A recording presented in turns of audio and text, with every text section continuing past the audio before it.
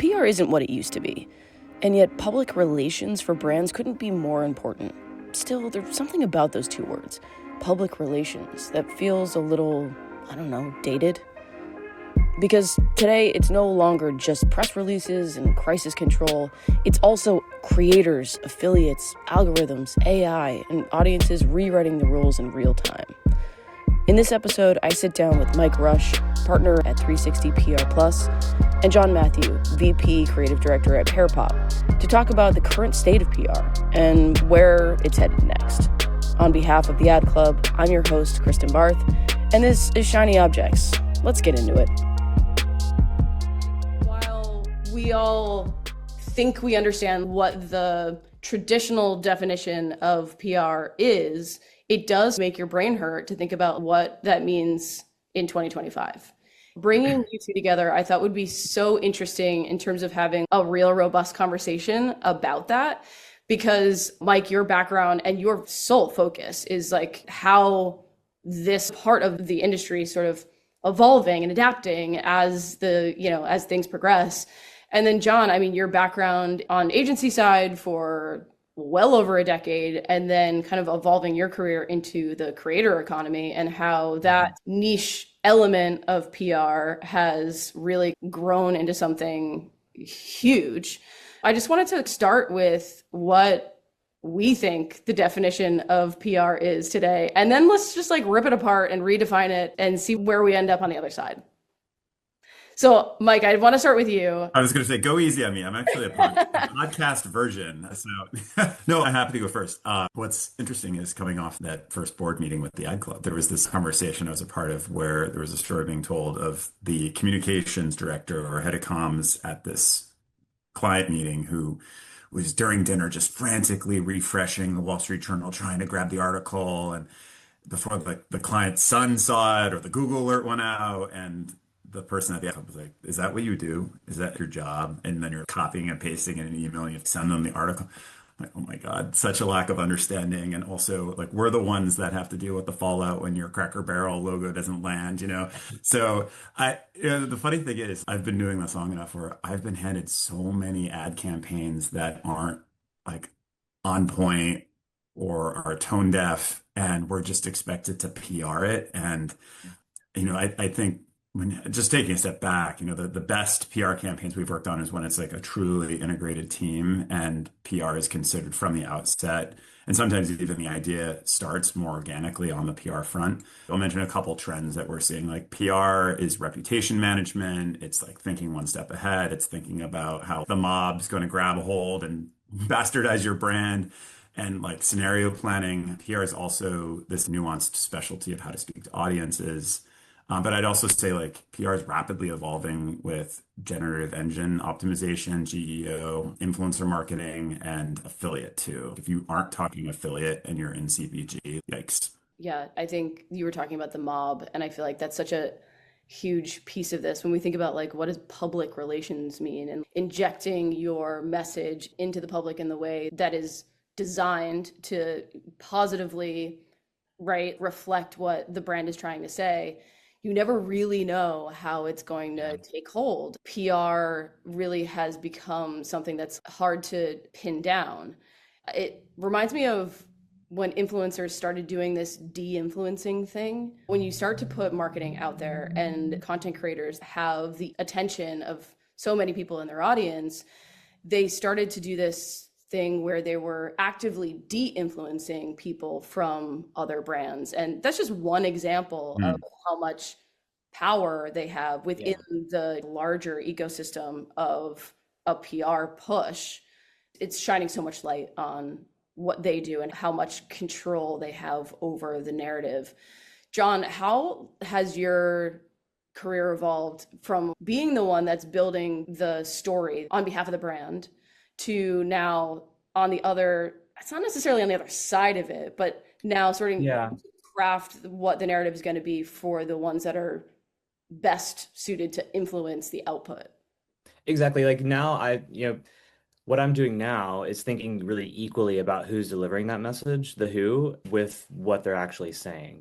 Traditionally advertising, what are we saying? Where are we saying it? Who are we saying it to? But now really carefully selecting who that creator or creators are that are delivering that message, because that's where that comes in, right? That's like, who are we friends with? Who are we signaling that our brand is friends with? Who do we sit with at the lunch table? Kristen, you and I have made that metaphor a lot with brands. Like when we walk into the cafeteria, who does our brand sit with? We're not even talking right now about what the conversation's about. It's just who are we seen with? Right. And I think that's where everything has to become more integrated and is becoming more integrated, because audiences don't just want to see your product or your brand being held up by a creator anymore. They actually want some dialogue and to be part of that conversation, which is like creators ruling the messaging right now, but actually it's really actually the audiences. Like you guys are saying, it's actually not the creators, it's the audiences. And we've never been in a time in marketing where we have such access to that dialogue. The focus group is just happening in live time in the comment section, and brands have to pivot.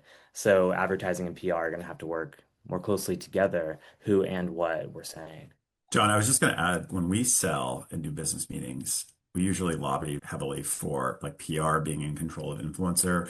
Mhm. So we're not just traditional earned media, like we are PR plus. So influencer is probably one of our fastest growing segments. We've done it for years back when they were mommy bloggers. So the question we sort of ask the client, and I know ad agencies do it, and there's influencer marketing only agencies, but like the way we kind of lobby for it is like, who do you want to hand the keys to Yeah. your brand over to? Like, who do you trust with your brand? Because often there's steps that are skipped, or that fallout or worst case scenario isn't thought of and scenario planned, because influencer marketing, like, yeah, you want to align with the right people, but those people could suddenly not be right based on Yeah. something they did, or there could be something from like 10 years ago that resurfaces. So like there needs to be an incredibly thorough audit at the upfront, and then there needs to be like, okay, these people are also aligned with this. This is where this could go off the rails very quickly, and this is how we're going to respond, and having that in place before it happens. Everything I'm doing now that I've moved over into creator is what we really specialize in is creator at scale. Working with brands who maybe do have relationships with celebrity creators who verge on celebrity, and then double clicking into that, like, okay, well, what do you love about okay, well, what do you love about Emma Chamberlain? Why do you want to work with her so badly? And it's like, okay, well, you want to access her audience. She has this tone. And then what we really try to do is to do that at scale so that creator piece can serve as a lower funnel asset that's driving to conversion, that has media behind it, not just the awareness or like introduction into the brand or who's using it, but actually making that asset work really hard. And that's where that line is for us, where it's like, is this PR? Is it advertising? Where does this sit? Because we're actually measuring it by how many clicks this piece of creator content is driving to Best Buy to sell this product. What I'm doing right now is really in that fuzzy line between the two, because we do want to pick people with a PR mindset that's researched and correct for the brand, but we're also trying to do that at scale and efficiently from a cost perspective, which mega creators often are not that efficient. Also, their comment section isn't as alive as these mid-tier creators that feel a little bit more like your friend. So then how do we take that idea of using this mega celebrity, and then it's like what's like the smaller versions of that that can maybe work a little harder for us? That's why I feel like it is more advertising, but that's my side of it. I Yeah. think they both have to work together.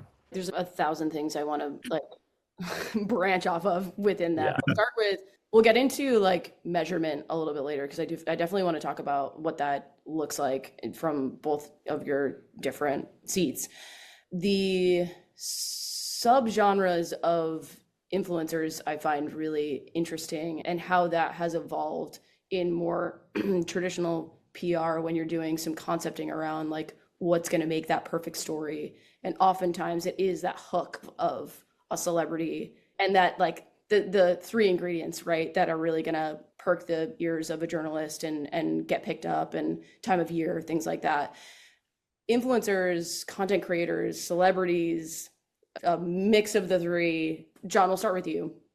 How have you guys really determined the difference between a celebrity that's just like spokesperson, a celebrity who's also a content creator who is making things that can kind of be injected into your advertising plan, what the content Mhm. that's coming out of that. And then, of course, the mega to nano influencers that are just like kind of have an active audience. There's a lot to consider. What's the right way to pick and choose what's best for the idea? Yeah, it's really interesting because things are evolving so rapidly. Like we know that younger audiences don't trust brands, they don't trust corporations. What they're trusting is creators more than the actual brands. So depending on who you're trying to reach, a traditional advertising piece like a brand anthem spot is not going to be effective. But then we also now know more recently, as Gen Alpha is aging and the lower side of Gen Z, they actually feel very similarly about brands as traditional celebrities. They don't trust either. The hardest working is the celebrity who's actually the creator, Right. the person who came at it from YouTube, who you've maybe grown up with a little bit, who you've seen evolve from a smaller creator to a larger creator, and now they're a celebrity, and now they're working with these big brands. There is a little bit more trust there. The celebrities who didn't come through the creator pipeline don't have that trust with Right. the younger audiences. They're simply seen as spokespeople who are bought. And that doesn't go over well. So it really depends on what you're trying to say. And there's definitely a world for traditional celebrities as spokespeople still. But like I think the hardest working piece is actually maybe the what's actually going to change brand perception is the celebrity who came that way by way of creator. Right. Yeah. Um, yeah. It's almost like I see it more as hiring talent, right? And you can like hire a pretty face, or you can hire Mhm. somebody who's gonna get involved in the Yeah. brand and like get on the ground level and start to create together. It becomes way Mhm. more authentic. Are you seeing that shift on your end at 360 and how that sort of traditional formula has changed a little bit because of this? Yeah, actually, just to touch on something John said earlier, Pew research came out this year that over 50% of people using TikTok are using it for news. So that sounds like a threat to the traditional PR practice, but you need to really start looking at social as a channel for getting news out there. But I think to your point, John, like for us, authenticity of storytelling is key. So if we're brokering with a celebrity, it's like you said, Kristen, not just slapping a pretty face on it or picking someone because they've got mega reach. It's trying to figure out that kernel of connection to the brand and the story. Like, are they using the product or they have a problem we're helping solve? So when we brokered with celebrity in particular, it's worked well because that authenticity existed. And then with the other influencers, it's about those communities you're trying to reach, those folks, again, having that authentic connection to the brand so that they continue to carry clout with those communities. But John, the other thing you said, we've seen this too, like we'll work with only nano or micro because, they just are getting that much more engagement and have a community that's really turning to them for recommendations. They're not doing as many brand deals, which over time, I think causes an erosion of trust. So it doesn't pass the sniff test. You're like, okay, what are you going to hawk next? Yeah. But I think going into these micro communities has really worked well for us. Yeah, it's really interesting. I work with a couple of brands who prefer if we work with creators on a roster level, which I do love, developing a roster. Who can we trust? What are like 2 dozen folks who we love for the brand and can really research and make sure they're right? But more and more that's not working because the more that person works with this brand, the more it's obvious they're paid to work with this brand. You see this drop off of engagement by the time they've done their fourth collaboration this year with your brand because they're on the brand team. That isn't working anymore either. So you really have to pay attention and pivot and just use the comment section and the brand sentiment as a way of optimizing. It changes all the time and it's just this psychological thing with a fan base. Where is that line from the creator making an ad that's clearly an ad and the comment section is just full of get that bag and like a lot of support from their fan base. Like I loved it. This is clearly an ad and I love it. Like we see that all the time. And then suddenly one day, same creator, maybe the same amount of followers, that changes because they worked with a brand too much or they work with brands too often in general. And like what is that fine line between get that bag and this is clearly an ad and I'm not watching it. There's also been this new crop of quote unquote influencers. There's been the rise of the freelancer for a number of years now with shrinking newsrooms and whatnot. But a lot of these journalists are leaving sort of their venerated posts and starting Substack. So like we have Yeah. a lot of clients that are like, we want to work with Mark Bittman on the food front, or John Biggs is like a tech heavy hitter. Like, how do we get him to talk about us in his Substack? So It'll be interesting when we get to measurement because that's been a hurdle. We want to work with these folks. They want to work with us, but Mhm. there's not a lot of transparency in terms of subscribership and reach, and also trying to educate clients on the value of going more niche, talking to a highly engaged audience versus Mhm. just trying to go for mass media. So there's been some education on the client front in Yeah. particular. I mean, the creators who are journalists is where all the trust is with that certain demographic. They're not trusting the mega news corporations. So then how do you integrate that in Yeah. a way that's legitimate on the business side without talking to someone who's just kind of like a random person? But that's where all the trust is. So like what does that look like? I'm thinking about the recent Sweet Green work right now from like with the guy from Love Island that was all over the internet. He had his big moment because Love Island was just like huge. And then an even bigger moment because he became a meme that every brand like took and created whatever version of that meme structure that they felt like doing. But then Sweet Green took him and built a whole campaign around him as not the spokesperson of a brand, of the brand per se. Like it's just a campaign, right? And it's a seasonal fall Mhm. campaign. And they took the Mamacita thing and did a Farmacita thing. And he is the model and he has merch and he has his salad. And they did a whole video and a whole like Hmm. photo shoot, and then you get a bunch of attention and there's groundswell happening just because it's him and it's fun and funny to see him in that new environment with Sweet Green. But then there's another level of it, this Russian doll effect of it, where now Sweet Green is getting press because it's him, and they're getting press about the campaign, which is like sort of the dream, you know? So I don't know, Michael, have that structure is so interesting to me, and I think is such a great, sophisticated way to use creators and somebody who is like coming up in that sort of in between of creator and celebrity. There's TV, but it's highly social, and journalists are like moth to a flame, right? Is there a new formula here? It's something that we chase day in and day out. Some might call it trying to capture lightning in a bottle, but it's just having a team that's really cued into culture. I wouldn't even call them influencers in some cases. It's just Right. finding that next consumer that does something that puts them on the map very quickly and being the first brand to scoop it up and figuring out how to work with them in a very creative way. Yeah, it's like constant listening, constant watching. How do you give someone a chance to do what they're doing on a bigger stage? The brand being like the amplifier. So yeah, I would say Russian doll effect, but it's also the brand just like being able to move very quickly. It's hard for some big brands because they're like, well, we have to run this through legal and it's going to take Yeah. weeks in the contract. J.C. Penney, one of the most brilliant campaigns, didn't involve an individual, but they like jumped on the Bezos wedding and they did the $10,000 and under wedding in LA in Venice, California instead of Venice, Italy. And it's like so brilliant to pull that off in a quick way. You needed a team that could move Yeah. quickly and immediately had buy-in. Executives were like, go for it. Yeah. I think the headline here is like brands need to have more fun. We have to stop being so serious. Like no one really cares what we're saying anyway.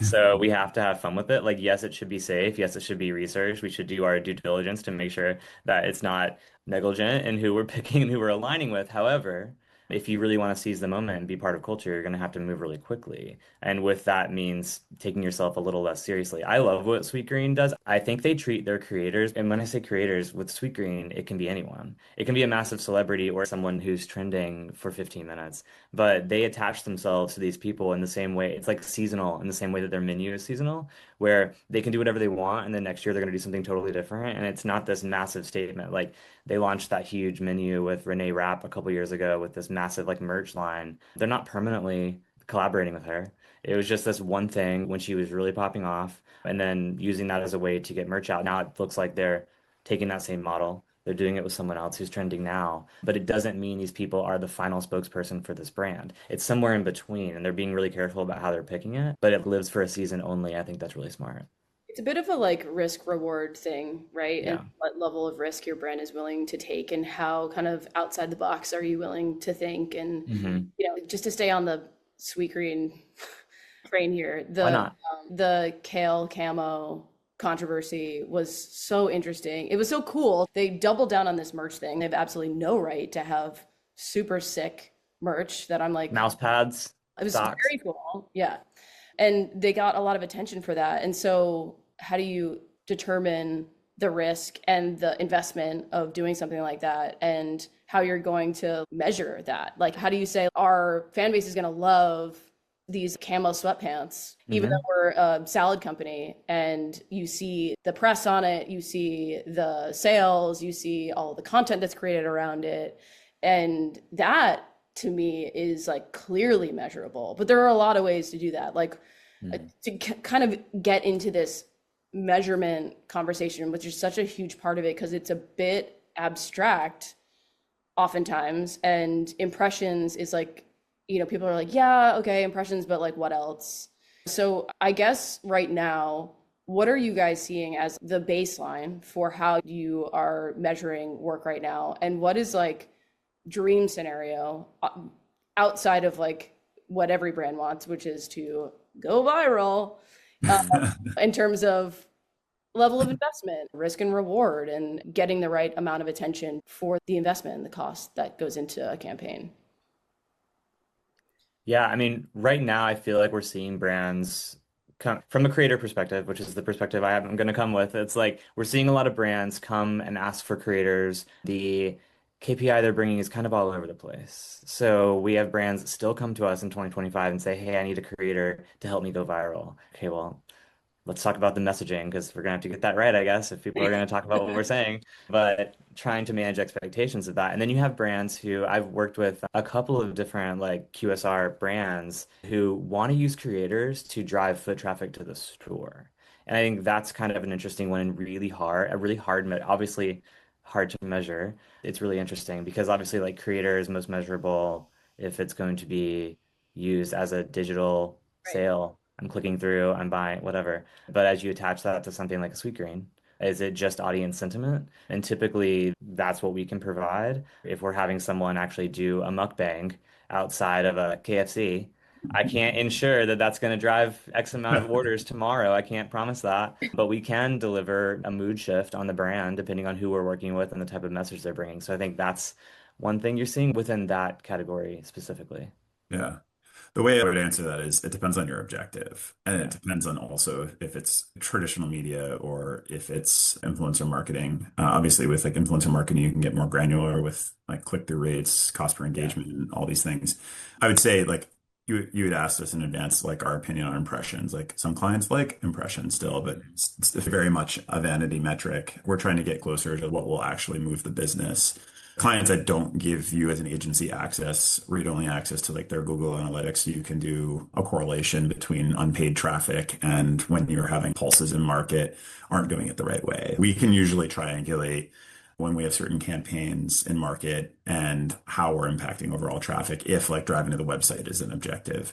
One of the things you can use, there's a number of tools out there, like especially in the advent of AI, where you can plot how close to or far away from a certain subject matter or topic you are. So in a moment of crisis, like a word like sexual assault, you could see if you're moving farther and farther away from that. Whereas if you're trying to own like sustainability, you could see, okay, like we're starting to own more and more of the sustainability narrative. And then obviously like baseline would be benchmarking against yourself or competitors, both in terms of like share of voice and share of earned. But yeah, there's a lot of different ways we can slice it. It just really matters on like how sophisticated the organization is and also how much data and access they're going to give us. John, to your point, like we don't have many clients that give us retail data, but I've actually judged awards in the PR realm where Purina is handing their agency retail data, registered data, and they're actually able to see like how influencer marketing in market drove regional sales for brick and mortar. So again, like would love to do that, but most clients are so siloed and the data is coming in so late, like 3 months after the fact. Yeah, it depends on the client. We have the Yeah. same thing. Like, I have a client who's really great about collaborating with us and making sure that we have all the information about how things performed on their end. We recently ran a campaign with a pretty big tech company. We handled all creator. We worked with over 200 creators to actually drive sales of a product in third-party players like Best Buy. That was the goal, right? But then they also ran a traditional campaign, and the creators are outperforming that traditional campaign, all those assets. But like that's because, we obviously have access to that Yeah. information, which you don't always have. So Yeah, and it's super different for a brand that's got D2C because yeah, we have a much clearer line of what we're able to track. But if we're dealing with, an Amazon only brand or a brand that's only a brick and mortar, it becomes a little bit more difficult. yeah, And then I mentioned GEO before. That's put PR back in the spotlight in a big way, given that most AI search engines are prioritizing earned media. That's helped us really drill into like which outlets ChatGPT or Gemini are prioritizing. Also owned, and I'd say social too. And it's there, and there's a number of tools too there that are helping us determine, how we rank with the different engines and also putting SEO more in the camp of PR than an SEO specialist firm. Yeah. yeah, What are you guys seeing from a timeline perspective on these things? I think there's this desire for instant gratification when you're throwing bigger budgets at, say, an influencer marketing campaign or a full 360 campaign, and you're like, okay, it ran for X amount of months. How are you pulling people down the funnel? Like, how are you supporting the attention that you're getting? How do you allow for that long tail effect to happen? I will say it is a fact that we are moving farther and far away from annual planning, just given how the news cycle is changing on a quarterly and monthly basis. There's also been an influx of more project work. I don't know if that's necessarily brands being short-sighted or wanting instant gratification. I think it's just how brands are reacting to the macroeconomic climate and not knowing what tariff is going to be in place tomorrow. But yeah, I mean, we always counsel clients that you really need to be surrounding your target with multiple touch points online and off, and that needs to be sustained. You can't just be a blip on the radar because given what's happening in the news cycle and on social, it'll be here today, gone tomorrow, and people won't remember it in a month. How are you building lasting connection? How are you building brand loyalty? How are you creating brand evangelists and making them feel like they have some sort of connection to who you are? But yeah, that's not always the case, just based on how budgets become available, or they're like, we have a launch, we want to do it in a 3-month period, and it's like, okay, well yeah. then how are you supporting retail pull through? Yeah, I mean, I think it's a fact, like you're saying, everything is quicker now. We're coming to you in Q2 and we need results in Q2. We have a budget that just became available, and in 3 months, we are done with that budget, and I need to see actual results in less than 90 days. And that's more of the norm. The smartest brands know their products and they know how long an audience needs to sit with that product in order to make a purchase decision. But, that depends. Like if back to your conversation around Solo Stove, if their goal was online chatter and changing the brand perception to something more youthful and fun and a little bit less serious of a message, then I guess they achieved that. But if they needed to produce X amount of sales, that probably wasn't the right campaign and the right moment to achieve that. I think that was the criticism, right? Is that they had a lot of online chatter and sales weren't great that quarter. But was that their goal? Yeah. Yeah. As somebody on the agency side, I'm concerned that's where the rhetoric is right now around Mm. PR. And that's why I wanted to have this larger conversation of, is PR dead? Because it sort of feels like it sometimes. When we go to a concepting session for a brand and we're like, okay, we really want to capture attention and change the perception of the brand in a really big and important way. But we know that we have to support it with everything else. We need to surround it and drive people through a longer experience. But because of the performance marketing angle and where the investment is really going on the lower side of the funnel, there's an increase of, well, why do we have to do the big thing? Why can't we just focus on why can't we just pool all of our investments into what actually matters and the bottom line? And it's concerning, right? Because it's like, well, what does actually matter, right? Like if people don't care about your brand, they're not going to buy it anyway. Yeah. So what is Michael, to your point, what's the story? Storytelling Yeah. is the most important piece. I mean, I guess, is PR dead? And if yes, whose fault is it? Is it influencers' fault? Is it marketers, brands? Is it algorithms? I think the distraction of wanting to feed the algorithm and keeping everything really lower funnel is an issue. That's the ultimate question I have. Well, I'm going to go first here because I've built my career on PR and I work Yeah. for an earned media first agency. And I will vehemently say PR is not dead. And I think what we pride ourselves on is we, unlike other agencies, we unlike other disciplines, I think have a deeper understanding of human behavior and psychology. And we know how to talk to the right audiences in the right way. We know how not to sound like AI. We're going to be your first call when like something goes wrong or like you put something in market without thinking through all the possible scenarios.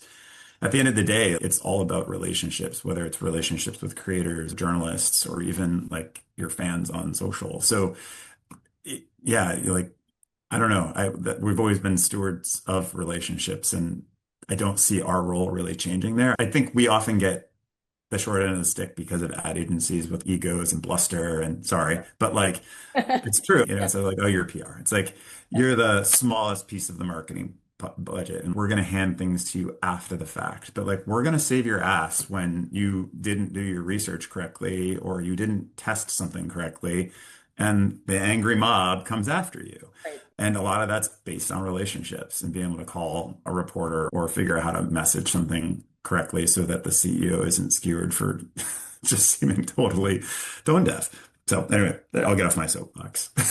No, I, No, I I agree with you. I do definitely not pushed you think on your soapbox.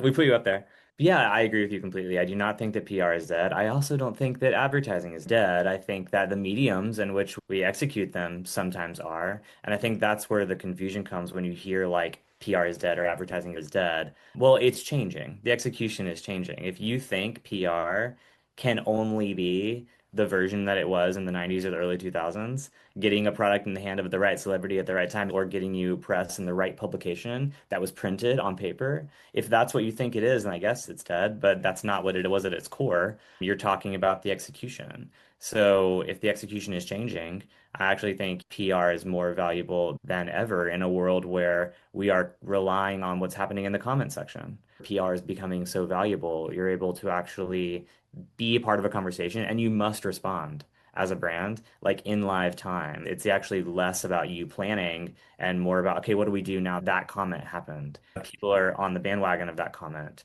So now our entire campaign that the advertising agency spent a year doing is in the toilet because the comment section is live. We didn't think about that. I think PR is more important than ever, but that same conversation is applied to advertising. I would reframe maybe the original statement. It's not really about PR, it's about traditional media changing. And Yeah. like the environment we're dealing with right now is omni-media. There's media fragmentation. I think our jobs actually have been magnified based on the echo chambers we're all living in and the number of citizen journalists and podcasters and substackers that we have to deal with and figure out how to reach. So if anything, our role, I think, has been it's become even a little bit more challenging because those messages need to be custom tailored and there's like thousands more that we need to figure out how to reach in a bespoke way. Yeah, I think that is a really nice view into the future too, right? I think that the segmentation of PR and advertising is certainly not going to go away. New platforms are going to pop up all the time. You talked about Substack is like kind of the platform of the moment right now in terms of how journalism is evolving, along with sort of the personalities offshooting and going into social channels and things like that. We're seeing it evolve and we have to flex with it. There's actually more places, more risk, more opportunity for oversight on certain things, having the right people in the room early and often talking about all scenarios so that we're launching something in lockstep together is the ultimate goal. And so it'll be interesting to see how the relationship between agencies and PR agencies and some of these kind of niche companies like yours, John, that has like a concentration that's really focusing on something that's new and really just getting focused on that to see, you know, how that evolves. I think there's something really healthy about that too.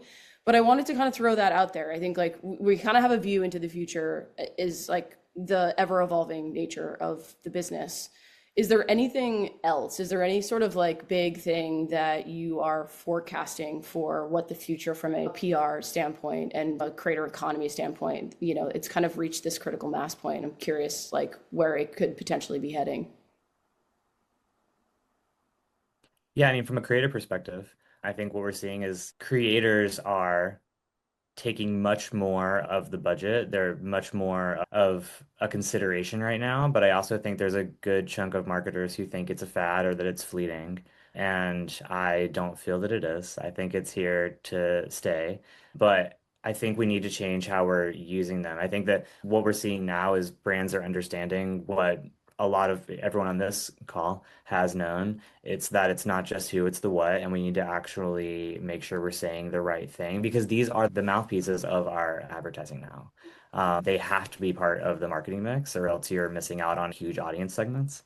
So I think it's like taking that more seriously and actually considering how can they help level up our creativity, not steal from the creativity. I think there's this idea that if you involve creators, that's not a legitimate form of creativity. That's not my headline that I crafted so carefully being delivered in the exact way I imagined it. But what you need to do now is make sure that your strategy was really good. Because if you had a bad strategy and a really good headline, that may have worked previously. Now we have to make sure that what we're actually saying is based in something that's going to work and make sure that it's delivered right to the right audiences. Taking the whole thing a little bit more seriously. I say that after I've also said brands should be less serious. So I think it's kind of everything.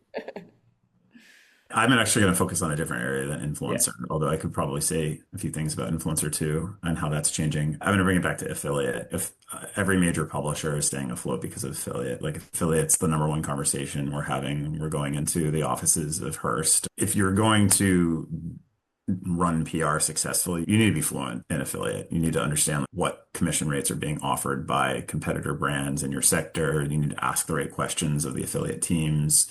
There's this crop of affiliate only agencies.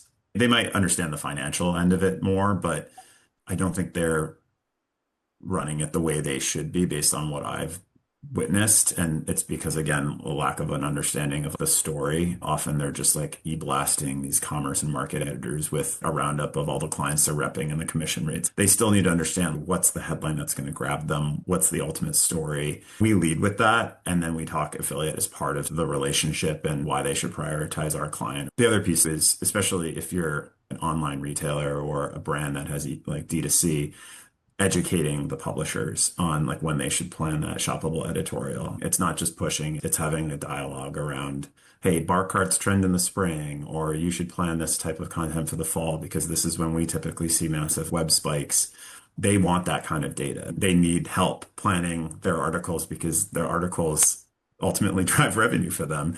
So we've been brokering that for clients and really leading that conversations and getting our hands dirty in the different affiliate platforms too. We had an editor from Esquire come out to Trek Bicycles headquarters and did this whole immersion trip, saw some of the bikes being made, got to ride on some of the new models on some of the trails that Trek owns and operates. It was like this fantastic immersion piece. But at the outset, he was like, I need to loop in my affiliate team. We need to understand what platform you're on, what commission rates, because that's going to be a big part of this story. They knew the story would be great, but they also knew that the story needed to support their entity. Totally. We have clients where affiliate doesn't even talk to PR, and it's such a big mistake because they need to be in lockstep or PR needs to be in control of it. Yeah, absolutely. Mm. Very interesting. I want to kind of leave this conversation with like what I've found in having these conversations is we're all very like-minded, which is great. And I think we can have really robust conversations and get like way, way in the details, which is really important. And I'm also just realizing that I have this God like light happening. Sorry about that. Oh, I thought you were going to say you weren't recording. Can you imagine? I'm like, Okay, well, roll let's get started. Let's get started. back. And I just realized I'm not recording. No, I'm like, I just realized like no one could see me.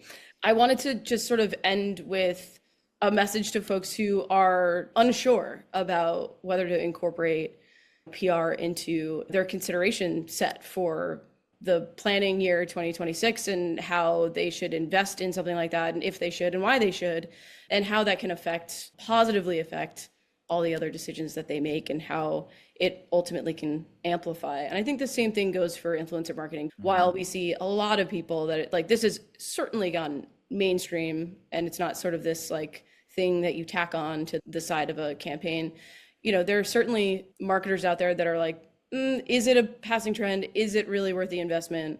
I think it's like in its simplest form, why is it important for the full story of the brand? I'll go first. I mean, I think that throughout time, what we've really been doing here is trying to create in marketing is trying to create brand loyalists and sell our product over a long period of time. We really want people to love our brand and have this brand loyalty aspect. I think right now we're shifting to this thing where you can see it more clearly, but it's always been around taking care of your audience a little bit and making sure they're getting what they need from your brand. I think there's a really good example that I really love right now that came out last year. That's a really good example of how PR can fuel good creativity, all in service of taking care of your audience base. It's this thing that Gap did where it involved a lot of listening. It certainly came from the PR team first. There was a creator who had made about 30 videos in a series she was calling Hoodies That Hoodie. And she was trying every hoodie she could possibly try on and then evaluating it. None of them were ads. They were actually all super genuine. She was buying a hoodie from Uniqlo, buying a hoodie from wherever and trying them on and kind of eviscerating the ones that didn't work. Notably absent was the Gap.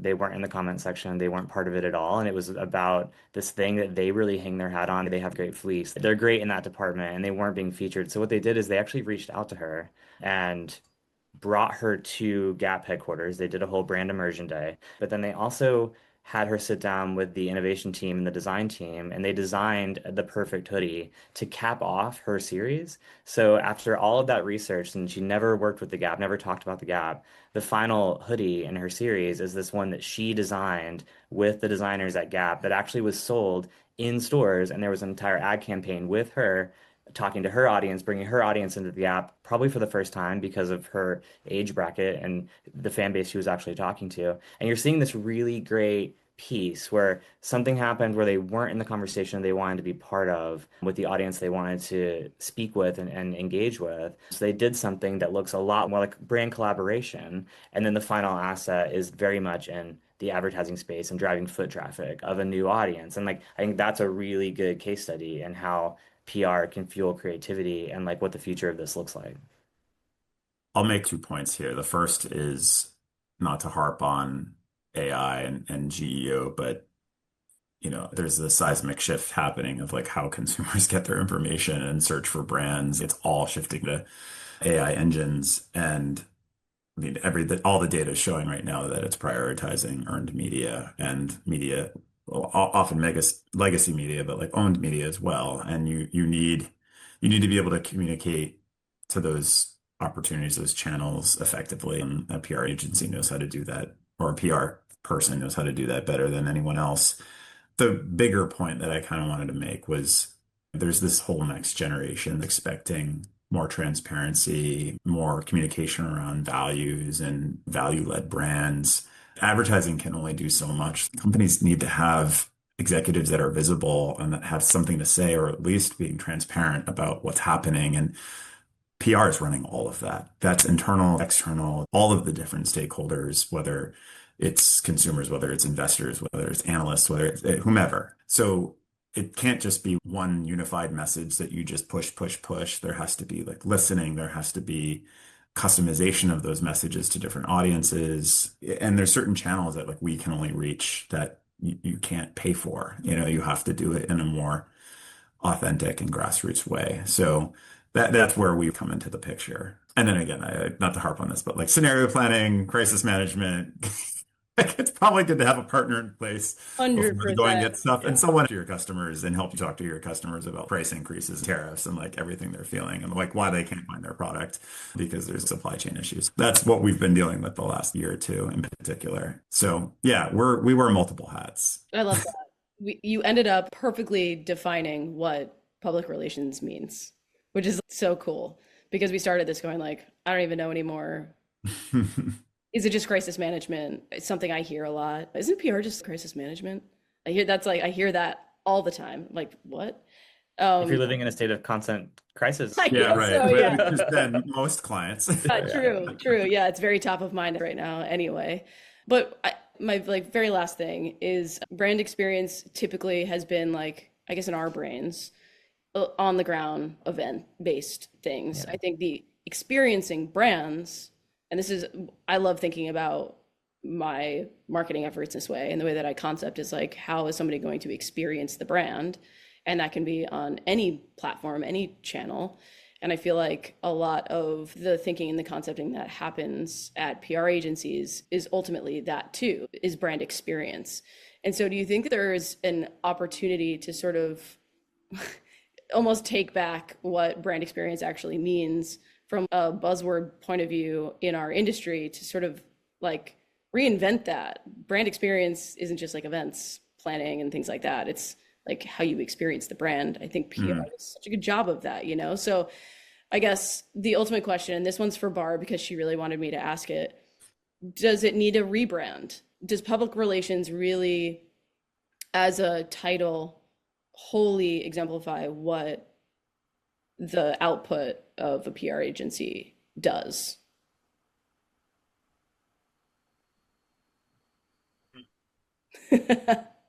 Barb has us all stumped. Yeah, I mean, we probably do need a rebrand because there's like a million different terms used to describe what we do, from reputation management to brand experience. I just wanted to comment quickly on the brand experience comment too, because we're not often just the curator of the brand experience or the one immersing certain audiences in it. I think we are often the gut check, and are we living up to the brand experience that we're promising? Like, we'll be the first ones to say, hey, this is not what we're saying is not being pulled through at retail, or Yeah. we're saying does not match the whole like open the box experience. Like, we have to pressure test all aspects of the experience to make sure that we're, again, one step ahead of what that like one customer is going to like vent about on social and take us down. Yeah. In some respects, like we're like QA too. Yeah. You do What's wear being so many promised hats. by like an ad agency too, you Yeah. know. And that's, I honestly, that's where we've gotten into the most hot water as an integrated agency team. It's because there's a campaign that rolls out that overpromises, or we have an executive team going out there being like, we're the greatest thing from sliced bread. It's like, no, actually, you stole this idea. It's existed. So it's, I think, bringing people back down to earth and not being afraid to question. Yeah, and just to piggyback on that, I really love how you're phrasing brand experience, Kristen. I think it goes back to what we were talking about earlier. Can you separate the practice from the way we're executing that in any given time frame?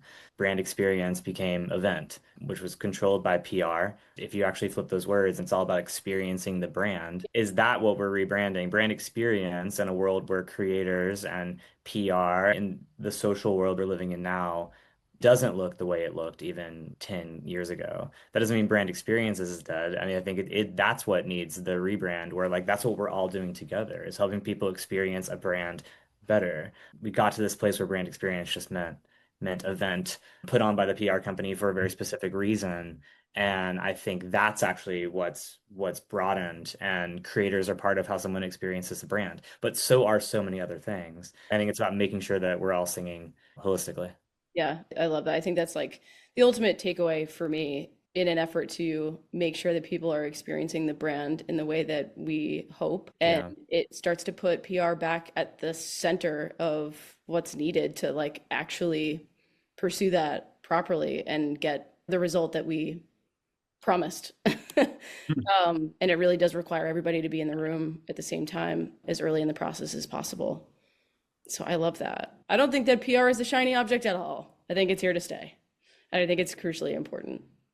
Definitely. Thank you guys so much for doing this. This was a really, really fun conversation. Thank you for being gentle. And I did ask if your entire career was dead, which is not a very gentle thing. It was to poke the bear.